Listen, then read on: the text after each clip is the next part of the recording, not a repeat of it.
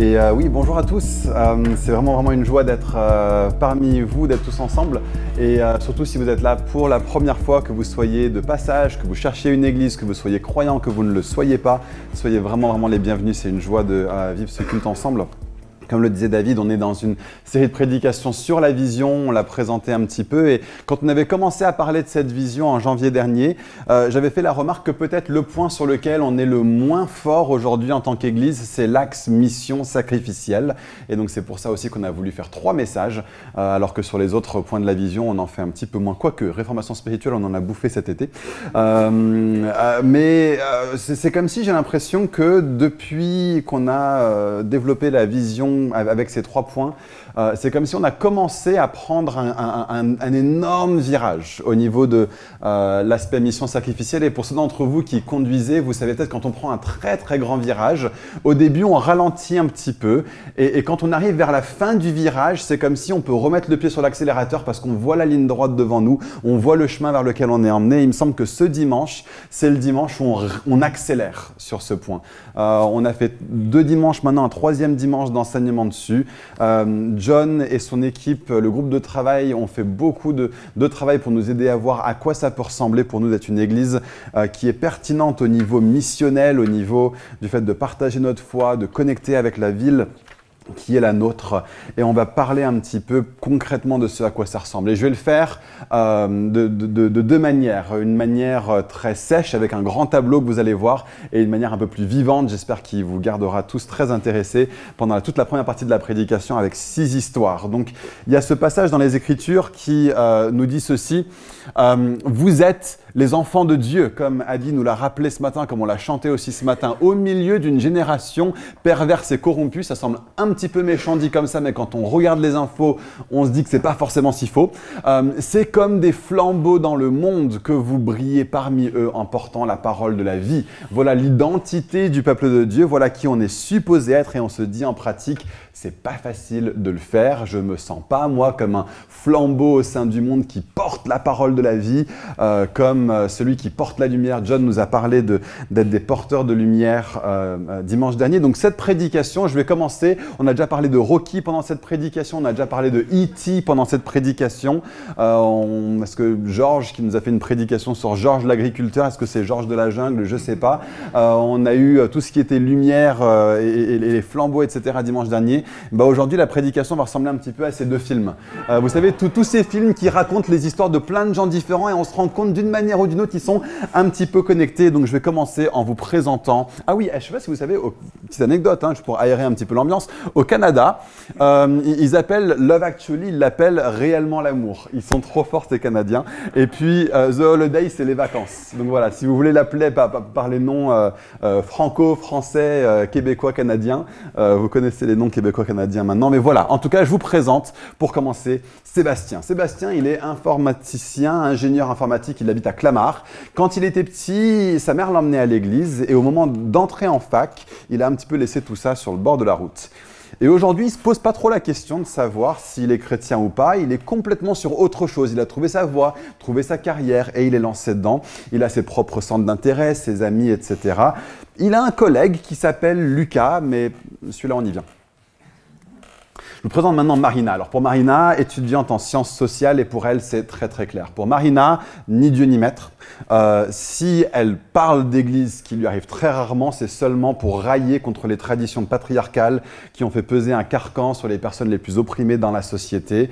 Elle, dans sa vie personnelle, a déjà connu assez d'abus comme ça avec son père et avec son oncle quand elle était petite. Elle va certainement pas aller se rapprocher d'une structure d'autorité qui a démontré qu'ils savent très bien perpétuer et cacher l'abus. Elle pourrait juste ne pas croire en Dieu pour des raisons scientifiques, ça lui irait tout à fait, elle serait tout à fait, elle se contenterait de ça, mais pour elle, elle ne croit surtout pas en Dieu pour des raisons morales. Elle est convaincue que la croyance en Dieu conduit au mal, que les structures d'autorité perpétuent le mal. Sa meilleure amie, Daphné, vient de vivre un truc avec Dieu et du coup, elle compte la ramener sur le droit chemin, notre Daphné.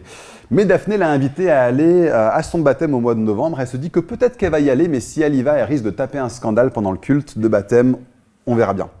Maintenant, on a Lucie et Abdou. Ils viennent de décider d'habiter ensemble, d'emménager ensemble. Ils ont trouvé un chouette petit appartement à Vanves. Ils sont heureux en couple, mais ils sont aussi en train de gérer un truc sous-jacent dans leur couple. Abdou est de tradition musulmane et c'est quelque chose qui revient un petit peu comme une sorte de serpent de mer dans leur relation. Alors Abdou, il se trouve qu'il a pris pas mal de distance avec une bonne partie de l'islam. Son regard sur le couple est un regard plutôt occidental, mais il a quand même un côté où il se sent coupable de ne pas faire les choses comme l'indiquerait la tradition de son enfance. Mais même le fait d'emménager avec Lucie, sans être marié, il l'a fait avec un petit pincement au cœur, un petit pincement à la conscience. Et pour Lucie, elle est très tolérante vis-à-vis des traditions de la famille d'Abdou.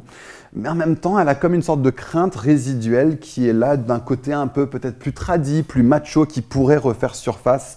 Elle se dit que ça pourrait arriver. En même temps, elle se sent coupable et elle se sent intolérante, même de verser dans du cliché ou dans de l'islamophobie quand elle se met à conscientiser les craintes qu'elle peut avoir vis-à-vis d'Abdou et de la tradition religieuse de laquelle il a hérité. Mais en même temps, elle aime Abdou. Mais il y a juste quelque chose qui l'empêche de s'engager pleinement avec lui. Lui serait plutôt partant pour se marier, elle est plus frileuse. Bon, tout ça, c'est une partie de leur relation, mais en vrai, ça va vraiment bien. En tout cas, leur nouvel appartement, il est chouette, ils sont amoureux. Ils viennent de croiser leurs voisins de palier, Ulysse et Léontine, alors qu'ils étaient en train d'emménager. Les deux ont l'air super sympas et ils ont pensé à les inviter à prendre l'apéro dès que leur cuisine est pleinement aménagée. On a maintenant Thierry. Thierry, c'est qui? C'est un musicien qui est en galère de travail. Il habite dans le 18e arrondissement de Paris. Il passe plus de temps en ce moment au bistrot en bas de chez lui que dans son appartement pas très bien rangé. Il se demande s'il ne bougerait pas dans le fin fond de la Creuse pour commencer une ferme autonome. Tout le déprime, il perd de plus en plus de motivation.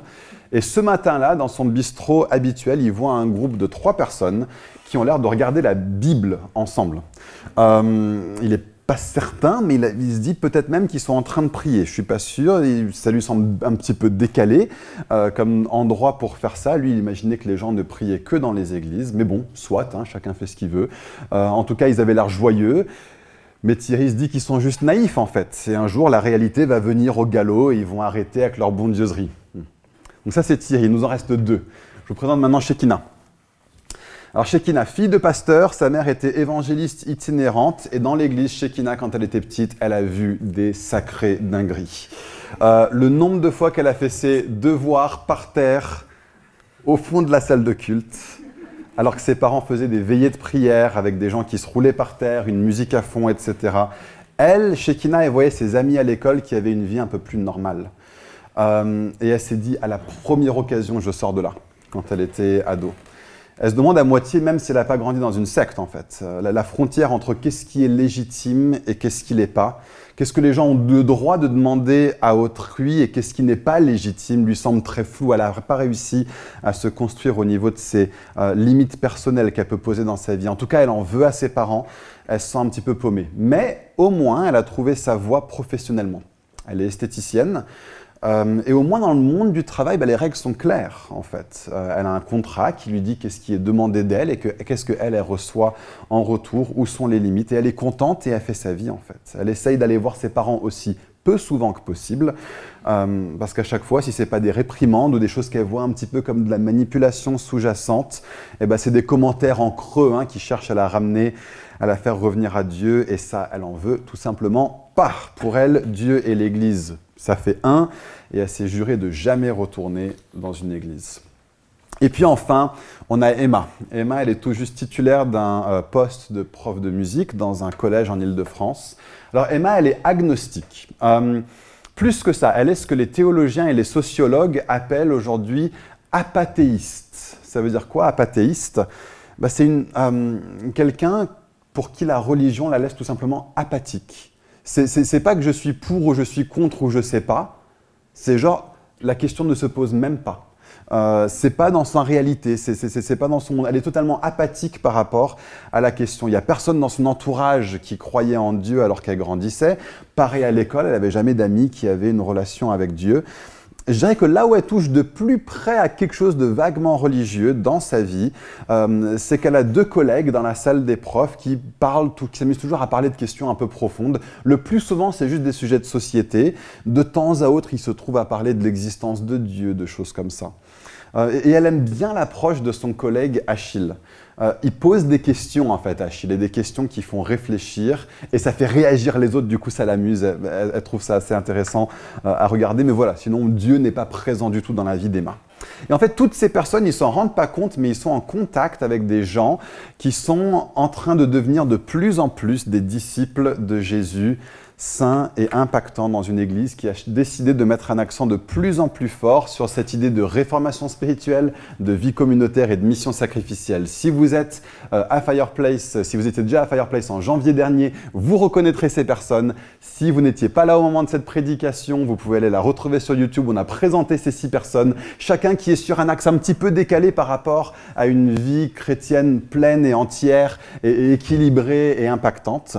Et on a vu comment on était appelés en tant qu'Église à tous se rapprocher des zones dans lesquelles on a des faiblesses. Et il se trouve qu'au cours de ces derniers mois, ces personnes se sont tous, d'une façon ou d'une autre, un petit peu rapprochées de quelque chose de plus équilibré, de plus vivant, de plus vivifiant. Alors on va commencer avec Lucas. Lucas, il se trouve que c'est le collègue de Sébastien. Et donc si vous vous souvenez, Lucas, c'est quelqu'un avec une vie spirituelle très très forte, mais qui la vit un petit peu comme un moine tout seul dans son coin. Il ne parle jamais de Jésus autour de lui, ni avec ses amis chrétiens à l'église, ni avec les non-chrétiens. Je dis amis chrétiens à l'église, en vrai il vient à l'église, mais il n'a pas vraiment d'amis dans l'église. La vie communautaire n'était pas quelque chose qui lui parlait. Pendant que l'église est en train de développer ces 3 axes, il y a un dimanche où un des anciens de l'église, Daniel, était en train de prêcher sur Philippiens 1. Et il est dans le verset 13 de Philippiens 1. Le verset 13 qui dit, c'est Paul qui parle, il dit « En effet, dans tout le prétoire et partout ailleurs, personne n'ignore que c'est pour Christ que je suis en prison. » Et simplement, Daniel, l'ancien de l'Église, a juste fait remarquer que Paul n'a pas nécessairement prêché tout l'Évangile à ses gardes de prison, mais il s'est assuré d'au moins une chose, que tout le monde autour de lui savait qu'il était un homme de foi. Et il a dit peut-être qu'il y a des personnes qui ne se sentent pas de partager l'évangile avec tout le monde, mais peut-être qu'une première étape, c'est juste de vous assurer qu'au moins vos collègues, vos voisins, d'une façon ou d'une autre, soient conscients que vous êtes chrétien, que vous croyez en Dieu, vous avez une relation avec Jésus et que ça vous apporte quelque chose. C'est déjà peut-être une première étape pour quelques personnes. Et donc Lucas, en entendant ça, il s'est dit ça je peux. Et il a pris la résolution toute simple de juste, à son travail, sortir un peu de sa bulle. Et puis de passer un petit peu plus de temps avec ses collègues autour de la machine à café ou de s'asseoir à une table avec d'autres collègues à la cafétéria. Et il a pris dans sa résolution, la résolution aussi de poser une question toute simple tous les lundis. Tous les lundis, il demande à ses collègues « Vous avez fait quoi de beau ce week-end » et en s'attendant à ce que ses collègues, par politesse, lui disent « Et toi, qu'est-ce que tu as fait de beau ?» Et dans sa résolution, il s'était engagé à se préparer chaque lundi matin, à prier pour chacun de ses collègues, ça mange pas de pain, et à se dire quelle est la chose que j'ai vécue hier à l'église, que je pourrais partager avec mes amis qui pourraient leur parler. Il y a des fois, il pense à rien, mais souvent, il pense à quelque chose. Parfois, ses collègues ne lui répondent pas « Et toi, qu'est-ce que tu as fait ?» Mais parfois, ils lui répondent. Et il se trouve que petit à petit, il a réussi à s'assurer que tous ses collègues, sans vraiment que ça conduise à une conversation spirituelle profonde, sachent qu'au moins, c'est un homme, quelqu'un qui croit en Dieu. Il n'a jamais réussi vraiment à ce que ça conduise à des questions profondes. Mais du coup, les anciens de l'Église ont lancé un nouveau défi. Ils ont dit, dans quelques temps, on va faire une série de prédications où toutes les prédications vont être des réponses à des questions que vos collègues et vos amis et vos voisins se posent par rapport à Dieu. Du coup, allez demander à vos voisins, allez demander à vos collègues quelle est la question que tu aimerais poser à un pasteur. Et pour comme ça, vous pourrez remplir un sondage et on fera une série de prédications par rapport à ça. Toute ressemblance à une église que vous connaissez est strictement fortuite. Et là, par contre, notre ami Lucas, il s'était dit non, ça c'est le pas de trop, je ne suis pas prêt à faire ça encore. Du coup, l'Église a rempli le sondage et puis les anciens ont annoncé quelles étaient les prédications qui allaient être faites en janvier et en février de cette année-là. Et puis, un des sujets, c'était la question suivante. Qu'est-ce que l'Église a à dire par rapport à tous les abus qui se passent dans l'Église? Et justement, le lendemain, après avoir entendu ça à l'Église, autour de la machine à café, quelqu'un a commencé à parler de ce sujet. Et Lucas s'est dit, bon, c'est quand même une opportunité. Et il a dit à tous ses collègues, bah, vous savez quoi, le 13 janvier, dans mon église, il va y avoir une prédication justement qui parle de ça. Il a invité tous ses amis à venir. Et tous avaient des très bonnes raisons de ne pas pouvoir venir le 13 janvier. Donc personne de ses amis n'est venu le 13 janvier. Mais Sébastien, il y a un truc dans cette démarche qui l'a touché. Vous souvenez-vous que Sébastien, il allait à l'église quand il était petit et il trouvait que ça n'avait aucune pertinence avec sa vie. Et là, il s'est dit, il y a une église qui parle de sujets qui intéressent les gens dans la vraie vie. Ça, je trouve ça intéressant, je voudrais bien venir. Et donc Sébastien s'est approché de Lucas et lui a dit, je ne peux pas venir le 13 janvier, mais peut-être qu'il y a un autre dimanche où je peux venir. Est-ce que ce serait OK? Et du coup, Lucas lui dit, bah oui, vas-y, bien sûr, tu peux venir. Et donc Sébastien vient à l'église. Il a trouvé ça intéressant, sans plus, sans moins. Il s'est dit peut-être qu'il reviendrait de temps à autre. Et Sébastien est devenu quelqu'un qui est devenu comme une sorte de sympathisant de l'église. Il ne s'est pas converti, c'est pas ça l'histoire de Sébastien. Mais Lucas est tellement encouragé en fait. Lui qui n'avait jamais ou très rarement parlé de sa foi à qui que ce soit en dehors de l'église est passé de ça, en l'espace de 6 mois, à quelqu'un qui a un collègue à lui qui vient relativement fréquemment au culte de l'église. Et Lucas se dit, c'est quand même génial de voir ce que Dieu a fait dans ma vie au cours de cette période. Et il continue de prier pour Sébastien. Alors Marina, elle, c'est autre chose. Marina, l'amie de Daphné, elle est bienvenue au baptême de Daphné. Et en fait, il s'est passé un truc pour Marina. Alors déjà, elle a pris une claque en arrivant à l'église. Des gens lui ont parlé. Et les gens lui ont parlé sans aucun jugement, mais juste avec un accueil, comme si elle était en train de venir à une réunion de famille dans laquelle elle était invitée à venir et à prendre part. Ça, déjà, ça l'a désarmée. Mais en vrai, rien n'aurait pu la préparer pour ce qu'elle était prête à vivre, sur le point de vivre pendant la louange. C'est Benji. D'ailleurs, Benji, c'est celui qui a conduit Daphné à Christ, elle qui est toute récemment convertie. C'est Benji qui conduisait la louange. Il y a juste quelque chose de la présence de Dieu qui était là ce matin-là. Et elle a vécu dès le premier chant. Ce n'était pas forcément les paroles des chants, ni même la mélodie tout juste, ni tout à fait le fait que tout le monde chantait avec passion, ni que des enfants dansaient. C'était un petit peu tout ensemble, en fait. Et quand ils se sont mis à chanter spontanément dans l'esprit entre les chants, elle a commencé à pleurer et elle ne savait même pas pourquoi. Et puis Daphné a partagé son témoignage avant de se faire baptiser. Et puis Jonathan, un des anciens de l'Église, a prêché sur la croix de Jésus, sur l'accueil qui nous était fait à travers Christ. Et puis Daniel, l'autre ancien de l'Église, a annoncé qu'ils allaient lancer un parcours alpha pour en savoir plus sur Jésus pour ceux qui ne connaissaient pas encore Jésus. Et Marina est allée le voir directement à la fin du culte pour s'inscrire au parcours alpha. Vraiment, elle a eu une transformation ce matin-là, mais Daniel s'est rendu compte qu'il y avait plus que ça. Elle n'était pas juste devenue quelqu'un de curieuse, elle était devenue une nouvelle créature ce matin-là, et c'était évident pour Daniel. Donc, il lui a enseigné dès ce matin-là à prier, il l'a conduit dans une prière de repentance, et il l'a mis en connexion avec Daphné, son amie, et Benji, l'ami de Daphné, pour qu'ils se mettent à lire la Bible ensemble. Juste incroyable, Marina a donné sa vie au Seigneur ce matin-là. Dieu a bouleversé sa vie, gloire à Dieu. Maintenant, on a Lucie et Abdou. Alors donc, c'est les nouveaux voisins d'Ulysse et Léontine. Et si vous vous souvenez, Ulysse et Léontine, ils avaient tous des membres d'église idéal, sauf que le côté mission sacrificielle, pas leur truc, pas pour eux. C'était même pas sur leur radar.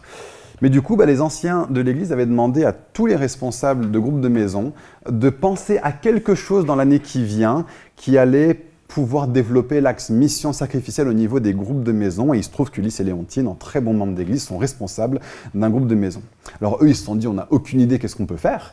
Mais il se trouve qu'eux avaient regardé la série The Chosen. Et ils avaient trouvé ça formidable. Ils l'ont regardé avec leurs enfants, etc.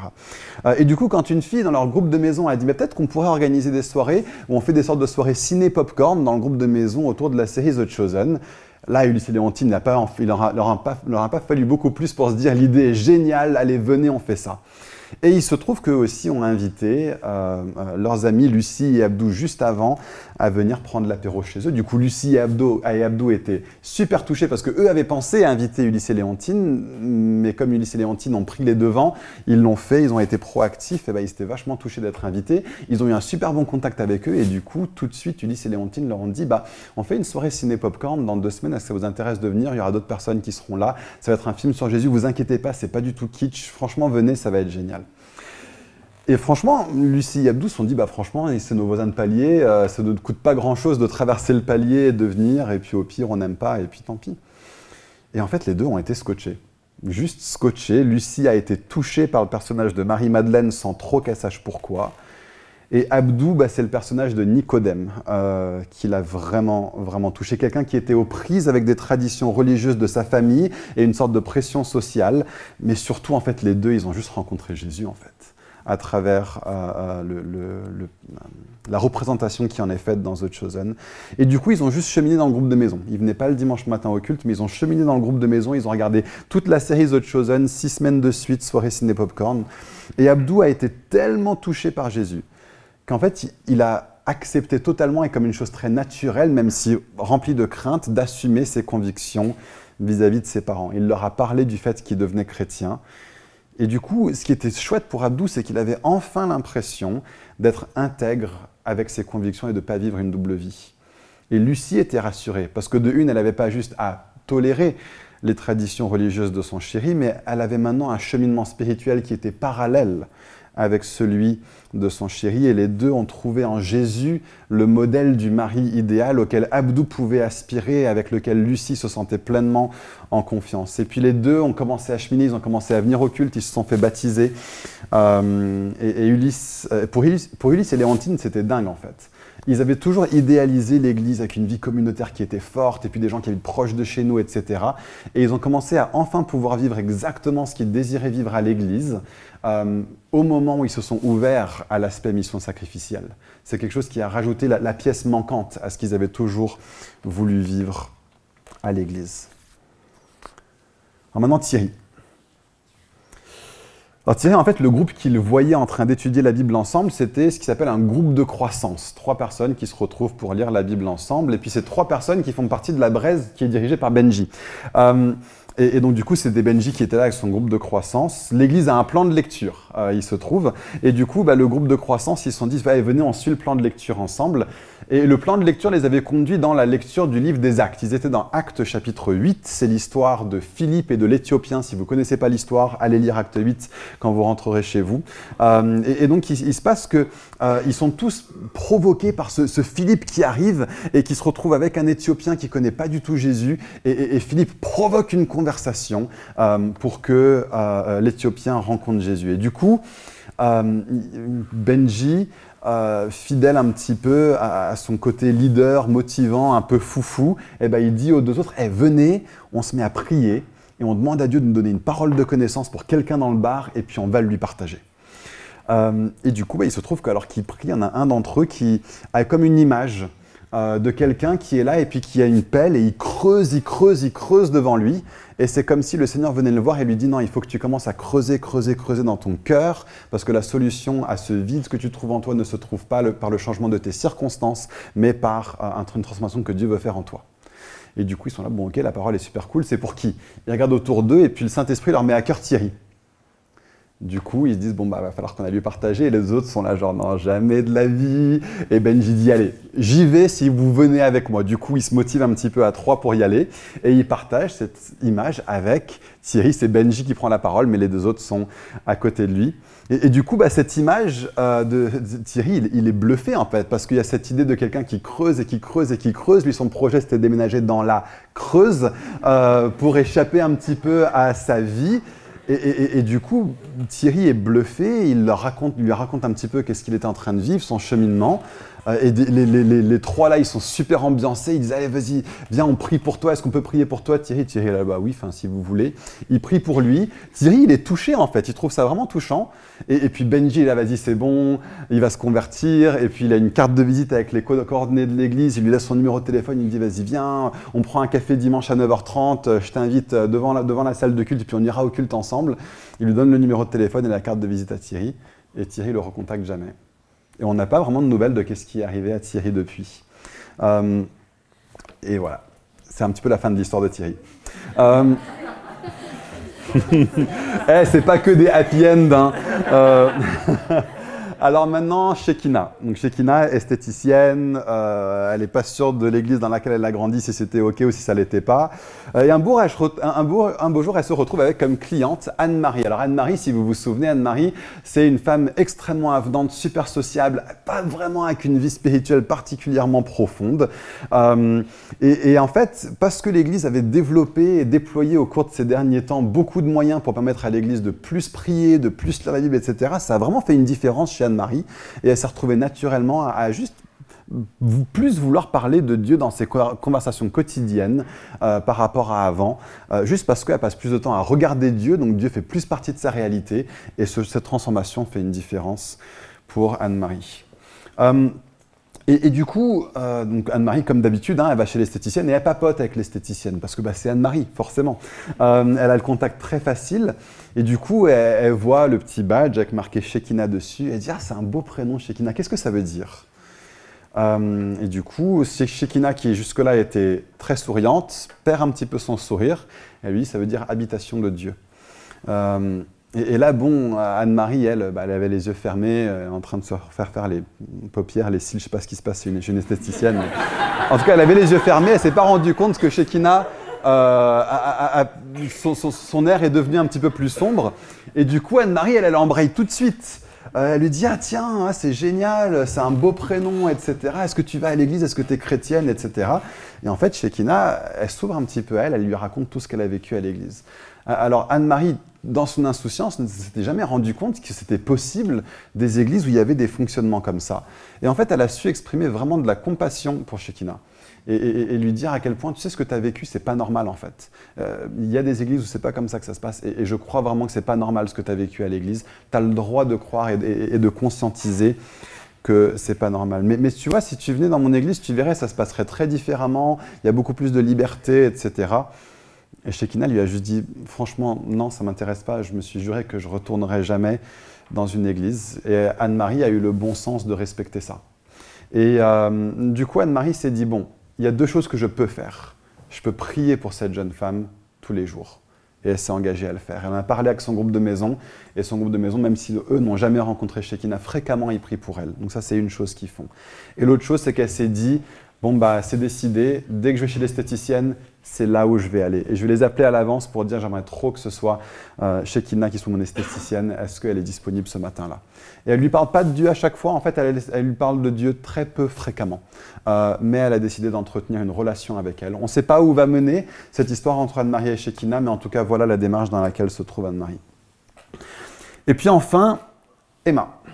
Alors Emma, prof de musique, et son collègue Achille, lui, il est prof de bio dans le même collège. Et si vous vous souvenez, Achille, c'était le gars, le chrétien tout feu, tout flamme, qui est de toutes les sorties d'évangélisation, etc.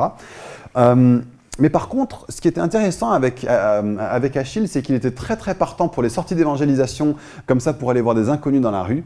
Par contre, il s'était rendu compte qu'il ne partageait jamais de sa foi dans sa vie quotidienne avec des gens qu'il connaissait vraiment. Des gens avec qui il pouvait avoir un suivi, des gens qui pouvaient vraiment connaître sa vie. Et même plus que ça, il était très bon pour proclamer des vérités générales sur Jésus, sur la croix, sur le sang de Jésus, etc. etc. Par contre, quand ça en venait à défendre intellectuellement sa foi, il ne savait pas, en fait. Il avait fait comme une sorte de déconnexion entre son intellect qui était brillant, qui l'a conduit à devenir prof de bio, avait dans cette église un stagiaire qui s'appelait Jean Corneille, et il avait organisé une formation pour faire des formations à savoir comment défendre sa foi sur un plan plus raisonné. Et du coup, dans cette formation organisée par Jean, il avait pris conscience de tous les arguments, de tous les raisonnements qui étaient possibles d'avancer pour défendre la croyance en la création, défendre la croyance en la résurrection au niveau scientifique, au niveau philosophique, etc. Plus que ça, je ne sais pas si vous vous souvenez, mais Lucas, c'est un gars qui adore les bouquins. Dès que quelqu'un lui dit « Tiens, je me pose telle et telle question », Lucas a un livre à lui recommander. Du coup, Achille et Lucas ont discuté ensemble. Et Lucas lui dit « Ah, t'aimerais trop le livre Tactique » d'un gars qui s'appelle Greg Koukl. Et du coup, Lucas il s'est dit « Tiens, oui, ça m'intéresse le livre Tactique ». C'est un livre qui parle de comment engager des conversations profondes par rapport à des questions de foi avec ses amis et ses collègues. Du coup, Achille a dévoré Tactique.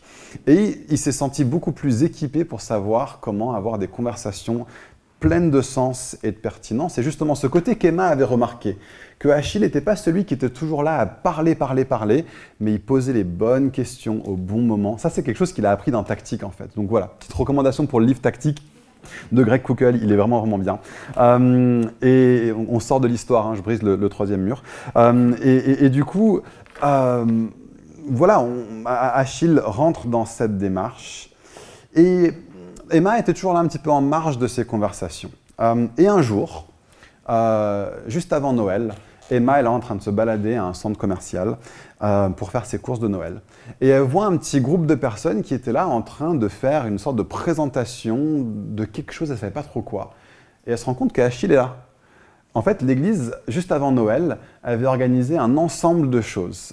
Une campagne d'évangélisation dans la rue, parce que ce n'est pas parce que Achille avait fait ça et que c'était en déconnexion avec sa vie intellectuelle que c'était mauvais de faire ça. L'Église a fait ce genre de choses de temps à autre. Et ils avaient aussi des distributions alimentaires auprès des sans-abri autour de la période de Noël. Et donc, Achille est là dans la rue et sa collègue Emma le voit. Et Emma vient le voir, elle lui dit « Qu'est-ce que tu fais là ?» etc. Et du coup, là, Achille lui annonce l'évangile, lui parle de Jésus, etc. Et il lui explique un petit peu tout ce qu'ils sont en train de faire. On est ici en train de partager l'amour de Jésus avec ceux qui veulent le connaître. On a aussi quelque chose au niveau plus concret. On est en train de distribuer des aliments à ceux qui en ont besoin, des couvertures, etc. Et en fait, Emma était vachement touchée par la démarche. Et elle s'est dit, mais c'est super intéressant en fait. Enfin, j'ai l'impression de voir en toi quelqu'un qui est intégré dans ta vie. Tes convictions sont en cohérence avec ton comportement et tu as une vie spirituelle qui va avec et tu as une communauté et vous le dites en parole mais vous le manifestez aussi en acte. En vrai, j'ai jamais entendu parler de ce genre de choses avant, ça m'intrigue énormément. Et du coup, Achille lui dit, bah tiens, est-ce que tu voudrais pas venir au culte de Noël? Parce qu'ils avaient organisé un culte spécial de Noël qui allait inclure particulièrement une sorte de présentation très très claire du message de Jésus. Emma est venue au culte de Noël. Et lors du culte de Noël, c'était Jonathan, je crois, qui faisait l'annonce ce dimanche-là par rapport au fait qu'ils allaient commencer un parcours alpha. Et Emma s'est dit, bah, j'aimerais bien suivre le parcours alpha. Elle a fait alpha du début à la fin. Elle a fini alpha, elle a trouvé ça intéressant, elle a commencé à venir au culte plus ou moins tous les dimanches, mais elle n'a jamais vraiment fait une démarche, pris un pas. Mais il se trouvait que c'était une autre stagiaire de l'église, Rachel, qui prêchait ce dimanche-là. Et Rachel a juste posé tout simplement à la fin de sa prédication une question qui était là. Peut-être que quelqu'un est là ici et tu n'as jamais dit un oui franc à Jésus. Peut-être que ce matin, c'est le matin pour toi. Et là, Emma s'est dit, je crois qu'en fait, c'est mon cas. Du coup, elle s'est rapprochée de Rachel à la fin. Et elle lui a dit, je crois que j'aimerais donner ma vie à Jésus. Et Rachel lui a dit, formidable. Et elle l'a conduit dans une prière pour l'amener à Christ. Et donc Emma a rencontré le Seigneur. Donc on a six histoires, on a 7 vies. Certains qui se convertissent à Jésus, d'autres pas. Des personnes dans l'Église qui ont un naturel plus grand pour la mission sacrificielle, d'autres qui l'ont beaucoup moins. Certaines qui labourent le terrain. Certains qui sèment la graine. D'autres qui arrosent la graine. Certaines graines qui tombent sur un sol dur, d'autres qui tombent sur un sol bien labouré. Mais surtout, une église où chaque personne grandit dans les zones dans lesquelles ils ne sont pas plus naturellement développés pour devenir de plus en plus des disciples de Jésus, saints et impactants, tous ensemble. Et ça fait une vraie différence. Certains qui manifestent ça dans leur vie individuelle, d'autres qui le manifestent dans des contextes de petits groupes, d'autres qui le manifestent dans le contexte de toute l'église rassemblée. Une église rassemblée qui se déploie de façon à être vraiment pertinente, de façon à être parlante pour les habitants de la ville dans laquelle ils se trouvent, que ces habitants soient chrétiens ou qu'ils ne le soient pas, et que ce soit le cas dans chaque culte. Et voilà ce que nous voulons pour Fireplace. Voilà ce que nous voulons devenir. Voilà ce que nous voulons être. Je n'ai pas le temps de le développer en long, en large et en travers, mais on passe de l'histoire au tableau. Je ne vais pas le développer en long, je veux juste... Voilà, vous pouvez le prendre en photo, repartir avec, vous aurez le temps de le regarder vous-même. J'aimerais juste mettre l'accent sur certaines petites choses. Déjà, le champ dans lequel on se trouve. Au niveau individuel, on a des champs qui nous permettent de labourer, de semer et d'arroser. Ça peut être des rencontres fortuites. Ça peut être à travers des engagements associatifs. Ça peut être dans votre travail, ça peut être dans votre voisinage, ça peut être en vous engageant dans des actes de bienfaisance. Ou bien ça peut être aussi des champs que vous allez créer qui sont plus des petits groupes. Il y a déjà les petits groupes naturels de la vie de l'Église, nos braises, mais il y a aussi des groupes d'amis un peu chrétiens et non chrétiens que vous pouvez mélanger. Je pense par exemple à John, qui fréquemment organise chez lui des soirées poker. Et dans ces soirées poker, il s'assure d'inviter quelques personnes de l'Église, quelques personnes qui ne sont pas de l'Église. Il n'y a pas forcément une annonce de l'Évangile, mais c'est une opportunité pour labourer.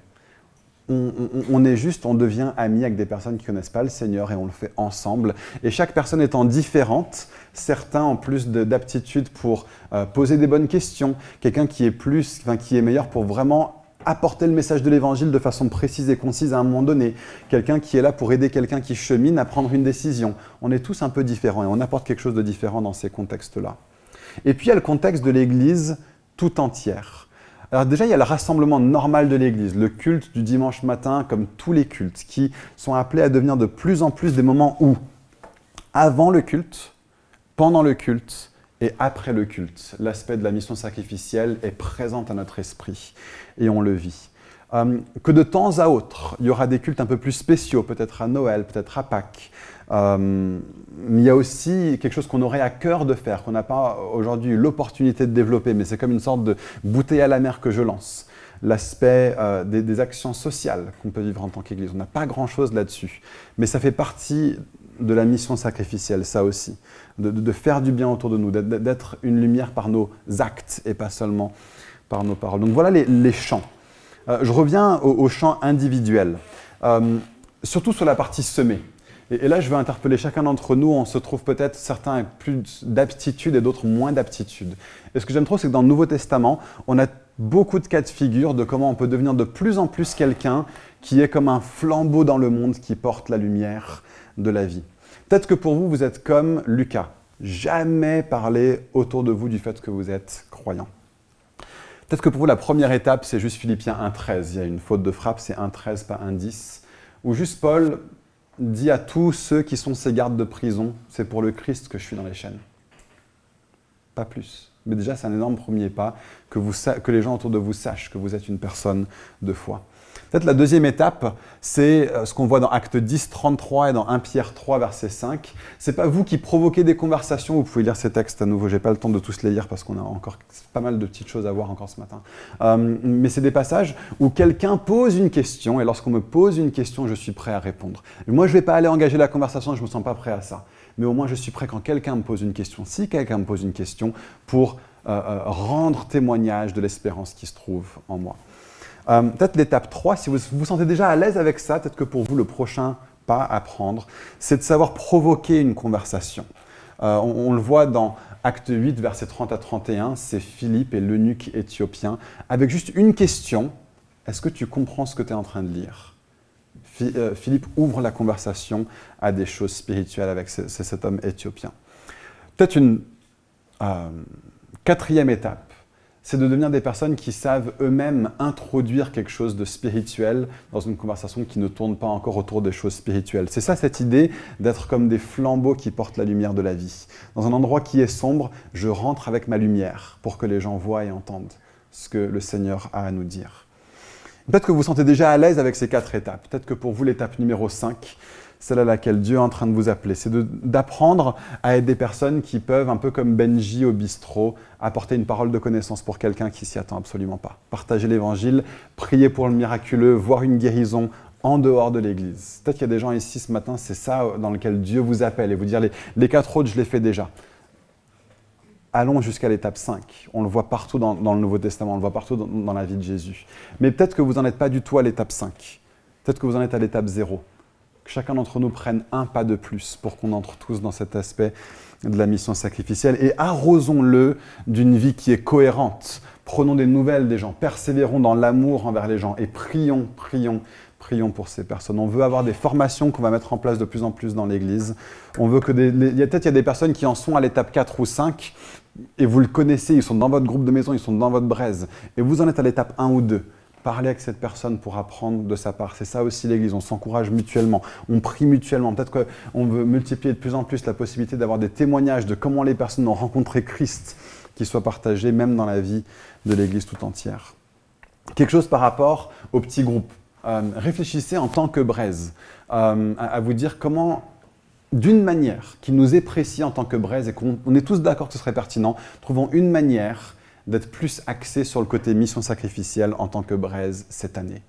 Peut-être qu'une chose que vous pouvez faire, en plus de ça, c'est de reprendre l'atelier que John a développé avec son équipe John, Michael, Elisette, Nathanaël, Louis, Olivier, ont développé cet atelier qui permet à ce que chacun d'entre nous puissions réfléchir à comment est-ce que je peux partager ma foi dans ma vie quotidienne. Et réfléchissez peut-être une fois par an, pas forcément à réinviter un des membres qui ont créé cet atelier, mais à reprendre juste les questions qui vous ont posées, à recréer ce genre de contexte et à refaire l'atelier vous-même. On ne va pas demander à chaque fois de refaire le tour de l'église, ce serait trop chronophage, mais peut-être que l'ayant vécu une fois, vous-même vous pouvez commencer à le refaire et avec des petites piqûres de rappel une fois de temps à autre. Tiens, tu avais pensé à inviter ta gardienne pour prendre l'apéro, est-ce que tu as pu prendre le temps de lui en parler? Donc, piqûre de rappel. Et puis ensuite, enfin, j'aimerais juste prendre quelques minutes pour parler de à quoi ça peut ressembler dans le culte. Déjà, avant le culte, c'est déjà un contexte dans lequel on peut être actif avec une réflexion d'être une église de plus en plus missionnelle. Arriver tôt avant le culte, c'est un super contexte pour parler avec les gens. Introduisons-nous, parlons avec les personnes qui sont nouvelles et surtout ne présumons pas que chaque personne avec qui on parle connaît déjà le Seigneur. Deuxièmement, pendant le culte, chacun d'entre nous, vivons le culte avec passion. Soyons prêts à, de façon naturelle, exercer le surnaturel de Dieu. On veut continuer à être une église qui met un accent sur les dons spirituels pendant la vie de l'église. Paul est clair que l'exercice des dons spirituels dans la vie de l'église est une des façons que des personnes qui ne connaissent pas le Seigneur peuvent absolument avoir une rencontre avec lui pendant la vie de l'église. Donc on veut être charismatique, pas seulement par des convictions théologiques, mais aussi par des convictions missionnelles. Et le missionnel est une conviction théologique, bien sûr. Aussi, juste pour noter, Noël et Pâques, c'est des moments vraiment pertinents pour que dans notre vie d'église, on puisse vraiment, de façon encore plus ciblée, partager l'évangile, mais aussi la série qui vient en janvier et en février, dont on a parlé dimanche dernier, où vous pouvez demander à tous vos amis, tous vos collègues, vos voisins, est-ce qu'il y a une question que tu aimerais poser à un pasteur, si tu avais l'occasion, une question que tu aimerais poser à Dieu, et on essaiera de traiter autant de ces sujets que possible pendant cette série de prédications-là, et on vous dira à l'avance quel dimanche on parle de quel sujet, pour que vous puissiez inviter vos amis lors de ces dimanches-là. Donc on a la première série avec les textes difficiles que ceux qui sont croyants ont trouvé difficiles et remplissez le sondage pour ça, ça c'est maintenant. Mais très vite on va lancer le deuxième sondage pour pouvoir se préparer à l'avance pour février. Donc commencez vous-même à réfléchir, commencez vous-même à poser la question à vos voisins, à vos collègues, etc. Oui, on accélère au niveau de la courbe qu'on veut prendre en tant qu'Église, du virage qu'on veut prendre en tant qu'Église. Et c'est à nous tous de rentrer dedans maintenant. Et avant de conclure cette prédication, il y a de ça 3 semaines, Sophia avait reçu une parole pour nous. Et c'était le premier dimanche en fait, où on allait parler de mission sacrificielle. Elle n'a pas eu l'occasion de le partager ce dimanche-là. Et puis, on allait lui demander de le partager dimanche dernier. Mais comme on s'est dit qu'on était dans un local différent, que ce n'était pas la même horaire, qu'on prenait la Sainte Seine, on voulait vraiment laisser le temps à Sophia de partager cette parole. Et donc, on s'est dit, pour ce 3e message, on aimerait que tu inclures ce que Sophia a partagé dans cette prédication. Donc, Sophia, est-ce que tu veux bien venir le partager, s'il te plaît? Et après, on va conclure et répondre à ce que Dieu nous dit à tous en tant qu'Église. Oui, bonjour. Il y a de cela effectivement 3 semaines, j'ai reçu un passage de la Bible qui est situé en Ésaïe 61.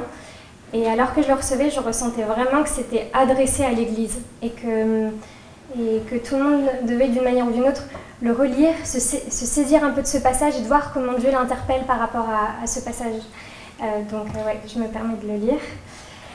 L'Esprit du Seigneur, de l'Éternel, est sur moi, parce que l'Éternel m'a consacré par onction pour annoncer de bonnes nouvelles aux pauvres. Il m'a envoyé pour guérir ceux qui ont le cœur brisé, pour proclamer aux déportés la liberté et aux prisonniers la délivrance, pour proclamer une année de grâce de l'Éternel et un jour de vengeance de notre Dieu, pour consoler tous ceux qui sont dans le deuil, pour donner aux habitants de Sion en deuil une belle parure au lieu de la cendre, une huile de joie au lieu du deuil, un costume de louange au lieu d'un esprit abattu. On les appellera alors térébinthes de la justice, plantation de l'Éternel destinée à manifester sa splendeur. Ils reconstruiront sur d'anciennes ruines. Ils relèveront les décombres du passé. Ils rénoveront les villes dévastées, des décombres vieux de plusieurs générations. Des inconnus se présenteront et s'occuperont de vos troupeaux. Des étrangers seront vos cultivateurs et vos vignerons. Quant à vous, on vous appellera prêtre de l'Éternel. On vous dira serviteur de notre Dieu. Vous mangerez les ressources des nations et vous tirerez profit de leur gloire. Au lieu de la honte, vous aurez une double part. Au lieu de connaître l'humiliation, ils crieront de joie en voyant leur héritage. C'est ainsi qu'ils posséderont le double dans leur pays et leur joie sera éternelle. En effet, moi, l'Éternel, j'aime le droit. Je déteste voir le vol associé aux holocaustes. Je leur donnerai fidèlement leur récompense et je conclurai une alliance éternelle avec eux. Leur descendance sera connue parmi les nations et leur progéniture parmi les peuples. Tous ceux qui les verront reconnaîtront qu'ils sont une lignée bénie de l'Éternel. Je me réjouirai en l'Éternel. Tout mon être tressaillira d'allégresse à cause de mon Dieu, car il m'a habillé avec les vêtements du salut. Il m'a couvert du manteau de la justice.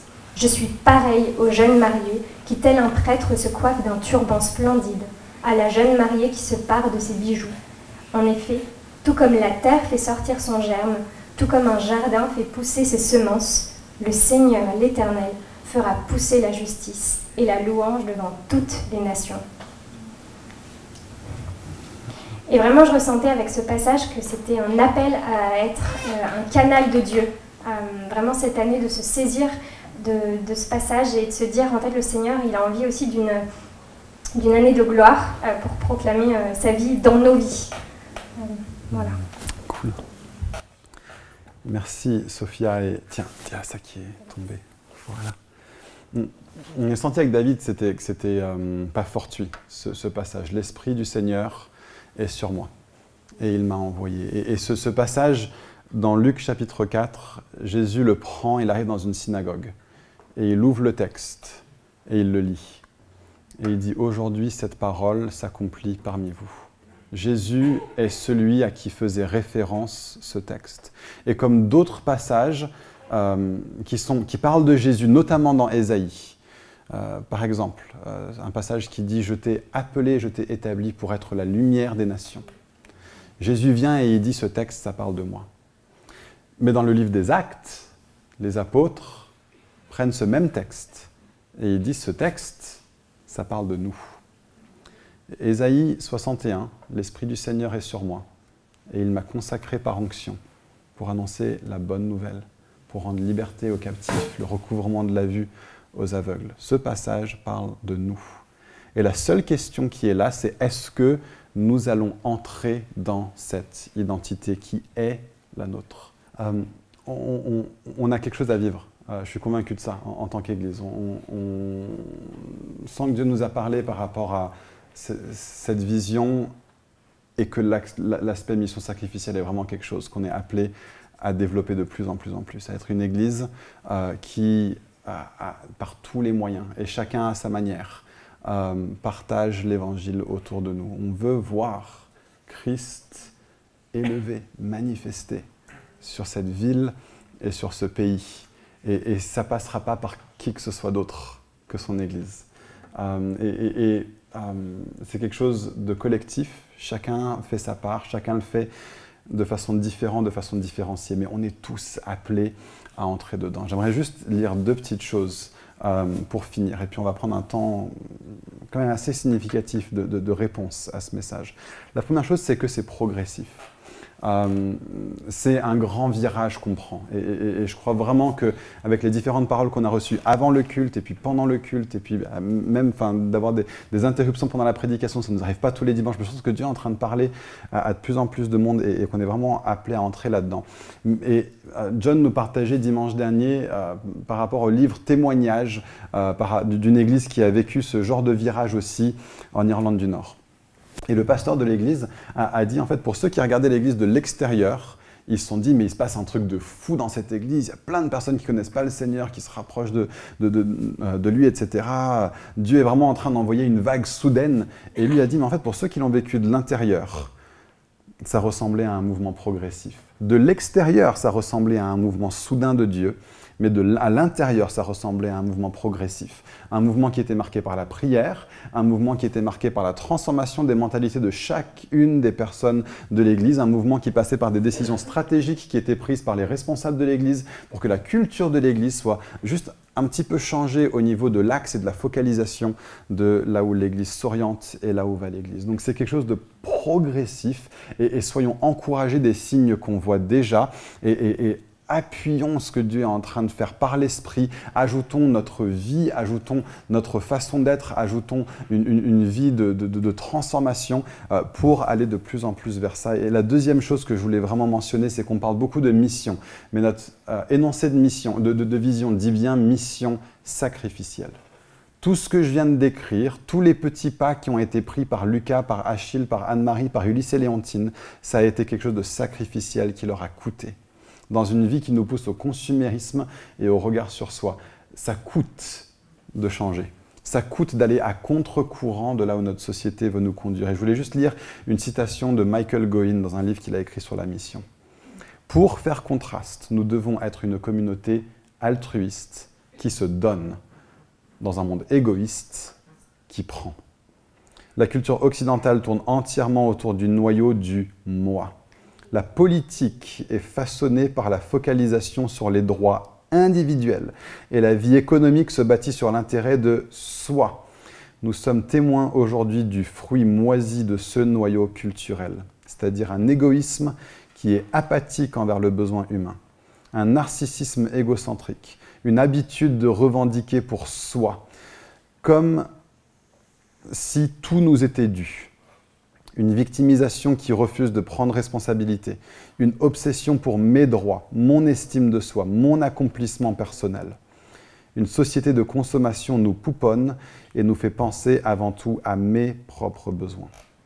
Dans une culture qui est recroquevillée sur elle-même, la communauté chrétienne doit suivre Jésus qui a offert sa vie comme une vie de sacrifice altruiste. Une vie de don sacrificiel centrée sur les besoins des autres serait un témoignage puissant au sein de notre monde. Est-ce que je peux demander à l'équipe de louange de revenir? On va finir sur un dernier chant qui dit « Me voici, envoie-moi ». Me voici, envoie-moi. Et ce texte est tiré d'Ésaïe chapitre 6. On a beaucoup cité Ésaïe ce matin. Je pense que Dieu à nouveau est en train de parler, c'est comme, il y a quelque chose de prophétique. Ésaïe était un prophète, comme quelque chose de prophétique qu'on veut vivre en tant qu'Église. Et dans Ésaïe, Ésaïe se retrouve face à la présence de Dieu. Avant que je savais qu'on allait chanter ce chant ce matin, ma prière c'était « Seigneur, donne-nous une révélation de Jésus, donne-nous de voir Jésus de façon nouvelle ». Et ce qui se passe quand Ésaïe voit Jésus, c'est qu'il tombe face contre terre. Et il dit « Malheur à moi, je suis un homme aux lèvres pécheresses et j'habite au milieu d'un peuple aux lèvres pécheresses. Et mes yeux ont vu la gloire de Dieu. » Et Dieu vient et il lui dit « Est-ce que tu iras pour moi ?» Et Ésaïe dit « Me voici, envoie-moi ». Et je crois qu'on est appelé en tant qu'Église, alors qu'on parle de mission sacrificielle, à pas seulement penser mission sacrificielle, mais penser aussi purification, à penser repentance. Peut-être que la raison pour laquelle je ne suis pas aussi proactif dans le partage de ma foi, que je n'assume pas suffisamment le nom de Jésus qui est invoqué sur ma vie, c'est que j'ai besoin de me repentir. Dans le temps de prière, avant le culte, il y a 4 choses qui avaient été repérées. Je vais les sortir pour ne pas les oublier. La première, c'est peut-être qu'il y a des personnes ici, vous avez, et vous le savez, touché à des choses impures. Ça peut être des personnes qui ont comme habitude de lire leurs horoscopes. Ça peut être des gens qui touchent à la pornographie, à la masturbation. Des personnes qui, d'une façon ou d'une autre, ont touché à l'occultisme. Et c'est comme si Dieu est en train de venir et de dire ce matin, ça maintenant, c'est du passé. Pas de place pour ça dans l'Église, quoi. On est appelé à être une société complètement différente. Pour certains, vous êtes marqués, vous le savez, par une forme d'impureté physique. Peut-être que vous avez une maladie qui est là et qui est là au long cours. On aimerait prendre le temps de prier pour vous ce matin. On avait spécifiquement ça à cœur. Si vous voulez que Dieu vous guérisse ce matin, venez à la fin, rapprochez-vous. On pourra prendre du temps pour prier pour vous. Pour certaines personnes, vous êtes comme conscient que vous êtes souillé malgré vous. Des choses que d'autres personnes connectées à vous vous ont faites ou vous ont dites. Des choses qui ont été faites dans votre famille, que vous avez l'impression qu'ils vous affectent toujours aujourd'hui. Ou pour d'autres personnes, ce qui nous souille, c'est simplement qu'on est tellement obnubilé par notre vie, par notre quotidien, par la productivité, par le travail, par la to-do list, qu'on ne prend pas assez de temps pour juste donner du temps à Dieu et se reposer, pour pratiquer vraiment profondément cette pratique du repos spirituel que la Bible appelle le sabbat. Pas de façon religieuse, de façon puissante, de façon vivante. Donner du temps de repos à Dieu. Il y avait comme ce sentiment que ces 4 choses, peut-être que vous êtes là et vous vous dites, bah, moi je ne vis pas ça dans ma vie. Dieu, c'est comme s'il était en train de pointer ça avant le début du culte, en train de dire, il y a une transformation à vivre sur ces sujets-là qui vont conduire à une transformation au niveau du fait de dire, l'Esprit du Seigneur est sur moi et il m'a oint pour annoncer la bonne nouvelle aux pauvres. Donc,